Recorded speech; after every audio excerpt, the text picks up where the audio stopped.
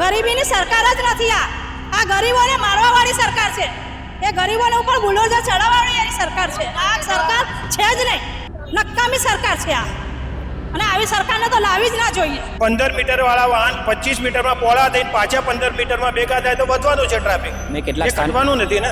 સરકારને અમે કોઈ પણ અમને શી ખબર કે આવી સરકાર નીકળશે કે અમને જ બુલડોઝર ચડાવી દેશે અમારી ઉપર. એ તો અમે આવા સરકારને આવવા જ ના દેતા. તમે વાત કરી સરકાર જોડે, હવે જે સરકાર અમારી જોડે બોલતી જ નહીં ને ખાલી કટિંગ લાવવાનું કહી દીધું, ખાલી કરવાનું કહી દીધું. ખાલી કરીને અમે જઈએ તો જઈએ ક્યાં? જે કોઈ પણ એન્જિનિયરને ગાંડા એન્જિનિયરને બતાવો તો એ ગાંડો એન્જિનિયર એમ કે રોડ વધે તો સળંગ 25 મીટર વધવો જોઈએ તો ટ્રાફિક ના થાય. આપણે એએમસી સાથે વાત કરી, એએમસી નું શું કહેવું છે આ બાબતે? એમસી તો એમ કહે છે કે ભાઈ તમારું આટલું મને માપમાં આપ્યું છે ને અમારે આ કટિંગમાં આવે છે, જે આખું તદ્દન ખોટું અને મિલીભગત જેવું જ મને લાગે છે. ગરીબોની સરકાર ક્યાં છે? આ તો બધા લૂંટ સરકાર છે. ગરીબોને ઉલટાનું લૂંટી રહ્યા છે. તમે બુલડોઝર અમારી ઉપર ચડાવી દો પણ અમે ખાલી નહીં કરીશું જ્યાં સુધી અમને મકાન અને દુકાન ના મળે ત્યાં સુધી.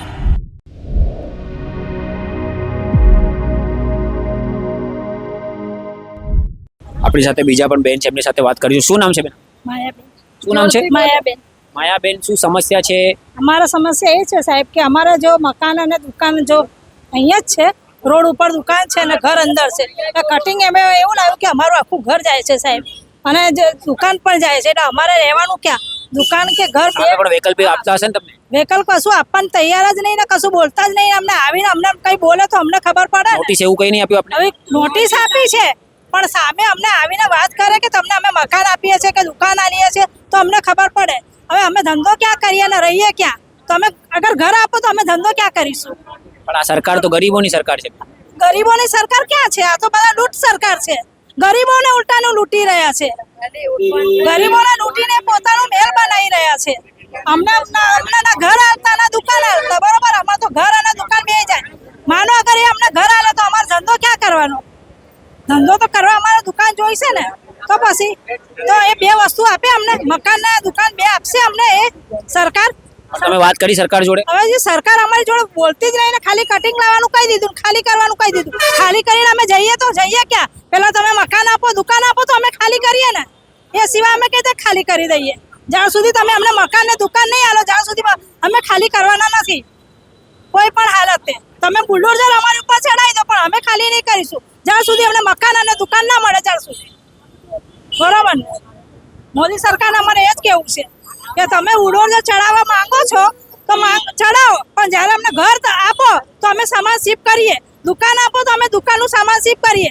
એ સિવાય અમે રોડ ઉપર રહીએ? એના દુકાન કટિંગ થશે, દેશનો વિકાસ થશે, દેશનો વિકાસ થશે તો અમારો વિકાસ થશે.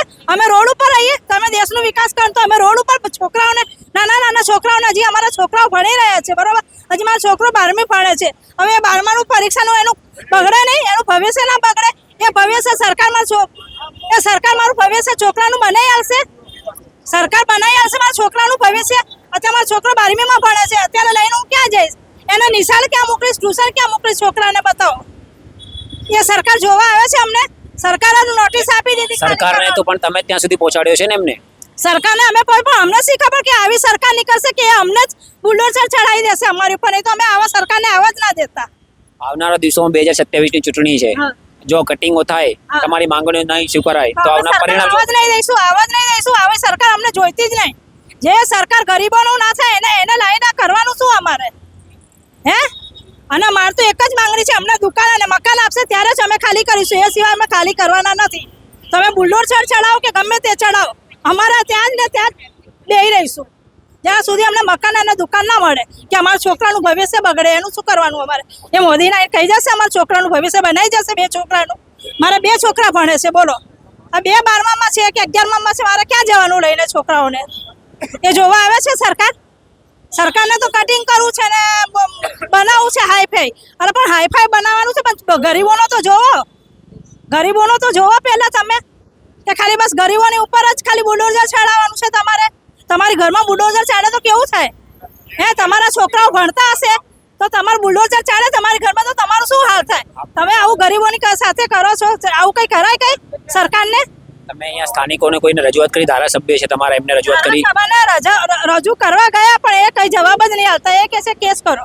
હવે કેસ કરીએ અમે બરોબર હવે કેસ કરી કેમ એવું કે છે કેસ કરો મત આપીને તમે ચોટાડી હા મત આપીને અમે ચોડા તોય એ કે છે કેસ કરો પણ કેસ કર્યા પછી તમારા જેવાને લાઈને કોઈ સપોર્ટમાં આવવા તૈયાર જ નથી એ બધાને ખાલી બસ રોડ બનાવવું છે અને ગરીબોને કાઢવાના છે ગરીબોના પેટ પર લાત મારવાનું છે બસ આ જ આવી સરકાર છે પણ આ બેન સરકાર ગરીબોની સરકાર છે એવું કે છે સરકાર ગરીબોની સરકાર છે તો પછી આવો ને સામે કેમ નહીં આવતા હશે રૂબરૂ વાતો કરો અમારી જોડે સરકાર ખોટું બોલે છે? હા તો આવું જ પડે ને જ્યારે એમને રોડ એવું બનાવ્યો નહીં છે તો આવો તમે કહો છો ગરીબોની સરકાર નથી આ સરકાર કે ગરીબોની છે ખોટું બોલે સર નહીં, ખોટું છે આ ખોટી વાત છે આ ગરીબીની સરકાર જ નથી આ ગરીબોને મારવા વાળી સરકાર છે એ ગરીબોને ઉપર બુલડોઝર ચડાવવાની એની સરકાર છે આ સરકાર છે જ નહીં નકામી સરકાર છે આ અને આવી સરકારને તો લાવી જ ના જોઈએ આપણી સાથે એક કાકા જોડાયા છે શું નામ છે કાકા મનસુખભાઈ ગોહિલ.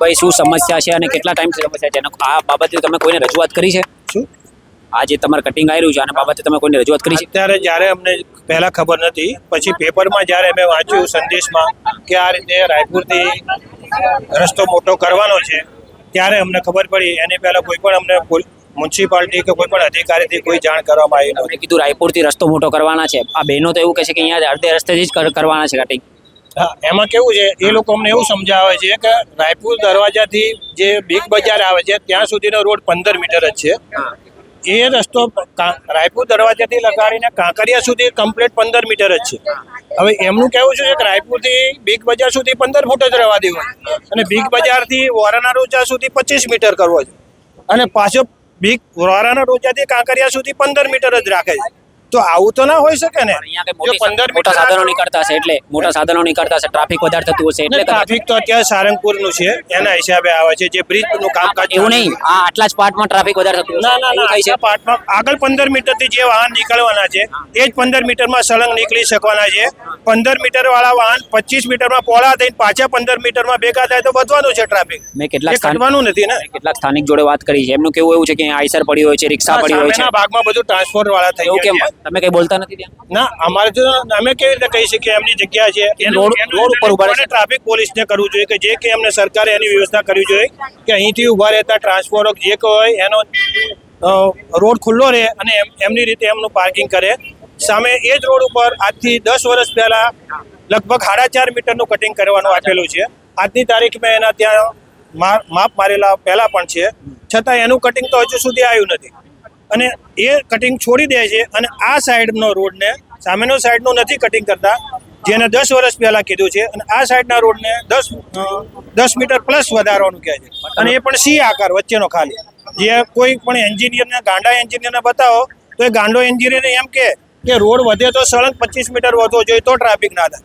આગળ 15 પાછળ 15 ને વચ્ચે 25 કરો છો તો એનો કોઈ પણ ટ્રાફિકનો નિકાલ થાય નહીં એટલે આ કટિંગ ખોટું છે બંને સાઈડ કાં તો કટિંગ કરવું જોઈએ અમે 25 વર્ષથી અહીંયા 30 વર્ષ 60 વર્ષ 80 વર્ષ સુધીના ભાડુઆતો છે તો અમને આની સામે વૈકલ્પિક વ્યવસ્થા દુકાન સામે દુકાન આપવી જોઈએ ઘરવાળાને ઘર આપવું જોઈએ અમે પણ બધા રોજીરોટીના આ ધંધા પર જ અમારું જીવન નિર્વાહ ચાલે છે સામે આટલી રોડ પર જો તમે યોગીને કહીશ કે દ્રશ્યો બતાવે જે રીતે કેવી રીતે વચ્ચોવચ્ચ આઈસર પાર્ક કરી દેવામાં આવી છે આના કારણે જ કદાચ ટ્રાફિક થતું હશે શું કહો છો કાકા હે આના કારણે ટ્રાફિકો ઉભા આ વાહનને વચ્ચે આવી જાય એક સાઈડનો રોડ એક વાહન પૂરું નીકળી જાય એટલો બંધ થઈ જાય હવે આવી રીતે ટ્રાફિક થાય તો પછી બીજાને એમ લાગે કે ભાઈ ટ્રાફિક અમારા હિસાબે થાય છે પણ એવું નથી રાયપુર દરવાજા તમે 4 રસ્તા બસ ટર્નિંગ મારો તો ત્યાં જુઓ તમને બસને ટર્નિંગ લેવા માટેનો ટાઈમ નથી તો એ 15 ફૂટનો જ રસ્તો છે તો રાયપુર 4 રસ્તા તમને એ કબ્રસ્તાન પાસેનો બધો ટ્રાફિક છે એટલી મોટી ફૂટપાથ છે તો તમને ત્યાંથી અંદર એન્ટ્રી મારવાનો ટ્રાફિક નથી નડતો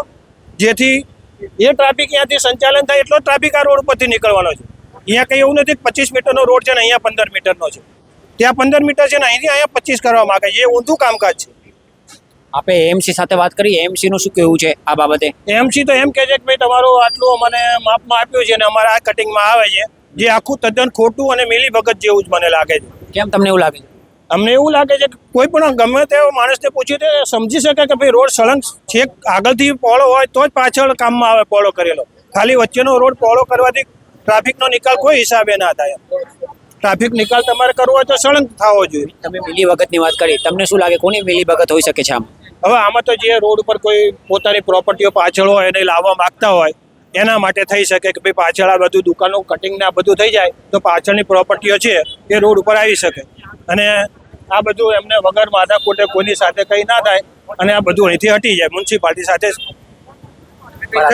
હટી જશે કાકા તો દેશનો વિકાસ થશે ને આપણા. હવે વિકાસ ક્યાંથી થશે સાહેબ? એમને બધા અહીંથી 61 પ્રોપર્ટી વાળા છે, એની પાછળ એનું ફેમિલી ગણો, એની પાછળ 2, 5, 7 જણને તમે ગણો તો એનું 200, 250, 300 માણસનું ફેમિલી થાય. આ બધા રોડ પર આવી જાય. આ ઉંમરે અમે લોકો ધંધો કરવા ક્યાં જઈશું? અમે કયો નવો ધંધો કરી શકીએ? સામે અમે વૈકલ્પિક શું મજૂરી કરી શકીએ? સારું છે દાન પેટીમાં દાન આવશે, સારું ચાલશે, મંદિર રહેશે તો લોકો આવશે. તો અમને પણ કઈ વ્યવસ્થા કરી આપવી જોઈએ ને. એ લોકોએ મંદિર વાળા કરી આપે કે પછી સરકાર કરી આપે? સરકારે જ કરી આપવી જોઈએ. અમારી દુકાન તો સરકારો કાપવા માંગે છે ને. તો અમને સરકારની વ્યવસ્થા કરી આપવી જોઈએ. તમે આટલા વર્ષોથી અહીંયા ધંધો કરો છો, દરેક મજૂર વર્ગ જ છે. અહીંયા કોઈ એવો કારખાના ફેક્ટરી માલિક નથી કે ભાઈ ચલો અહીંથી કાઢીને બીજે ગમે તે વ્યવસ્થા કરી લે છે કે એની પાસે 10-20 લાખ રૂપિયા નાખીને બીજો ધંધો બીજે કરી શકશે. એવો કોઈ માણસ નથી. દરેક અહીંયા મજૂર કરવાવાળો જ માણસ.